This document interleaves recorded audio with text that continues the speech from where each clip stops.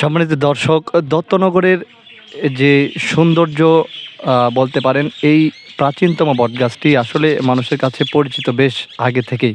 আর সেই বটগাছকে কেন্দ্র করে আমরা দেখতে পাচ্ছি যে আমার পিছনে দেখতে পাচ্ছেন যে একটি ভ্যান, সেই ভ্যানে করে তিনি ঝালমুড়ি বিভিন্ন বিক্রি করেন। আমরা তার কাছে জিজ্ঞাসা করব যে আঙ্কেল, আপনি এখানে কতদিন যাবত এভাবে বিক্রি করছেন? 7 বছর আছি। 7 বছর। 7 বছর। আপনি এই বটগাছ সম্পর্কে আপনি কতটুকু জানেন? বটগাছ সম্বন্ধে জানি, অনেকেই জানি। দেয় 500 বছর আগের বয়স। বটগাছে 500 বছরের হাই। 500 বছর? 500 বছরের হাই। তা আপনি যেহেতু 7 বছর যাবত এখানে বিভিন্ন জিনিস বিক্রি করছেন, কেমন মানুষের সাড়া কেমন পাচ্ছেন? বিক্রি কেমন হয়? প্রচুর প্রচুর মানুষের সমাগম।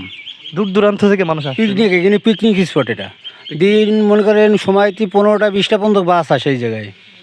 তবে আজকে তো দেখলাম বেশ চলে গেল, কেন কিছুক্ষণ আগে গেল, বেরোলে মানুষজন আসছিল, সব বেরিয়ে গেল, আবার এই সব ভরপুর হবে এখন।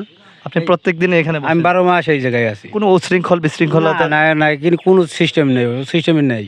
ধন্যবাদ আপনাকে। সম্মানিত দর্শকবৃন্দ, দেখছেন যে বেশ সুন্দরভাবেই তিনি এখানে ব্যবসা করছেন এই বটগাছকে কেন্দ্র করে।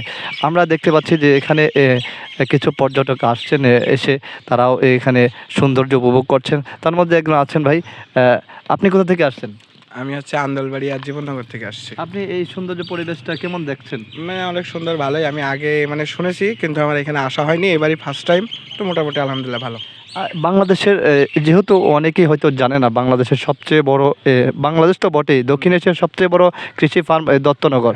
আর এটার মধ্যে প্রাচীনতম একটি বটগাছ, এটা বাংলাদেশের মানুষের সামনে তুলে ধরা সরকারের কাছে কি আপনারা কোনো আবদার জানাবেন?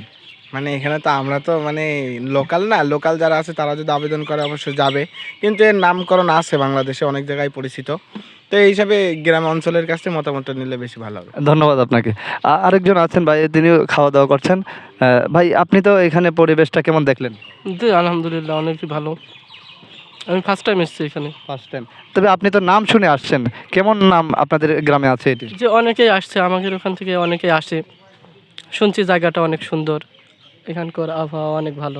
আপনি যেহেতু ফার্স্ট টাইম আসছেন, কেমন পরিস্থিতি দেখলেন? অনেক সুন্দর, আলহামদুলিল্লাহ অনেক সুন্দর। সামনে দর্শকবৃন্দ অনেকেই অনেক জায়গা থেকে আসছেন এবং বেশ উপভোগ করছেন এই জায়গাটি। আমরাও বেশ উপভোগ করেছি, বেশ সুন্দরই লেগেছে। আমার পিছনে যদি আরেকটু দেখাই যে বটগাছটির চিত্র, বটগাছের অসংখ্য শিখর আমরা দেখতে পেয়েছি এখানে। শিখর বলতে আমরা দেখতে পেয়েছি যে এটার কোনো গোড়া বলতে আমরা দেখি নেই, কিন্তু শিখর, অসংখ্য শিখর আমরা দেখতে পেয়েছি। বিশাল এরিয়া জুড়ে এই বটগাছের অবস্থান আমরা দেখেছি।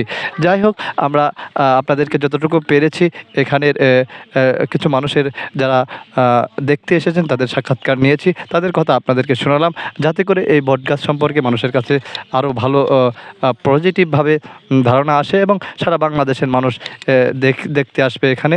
এবং এই বটগাছটা এই সরকার বলেন, যে সরকারি আসুক না কেন, সবাই এটাকে সংরক্ষণ করবে আর সুন্দর করে মানুষের কাছে তুলে ধরবে, এমনটাই আমাদের প্রত্যাশা। ভালো থাকুন, সততা মিডিয়া 11 এর সাথেই থাকুন।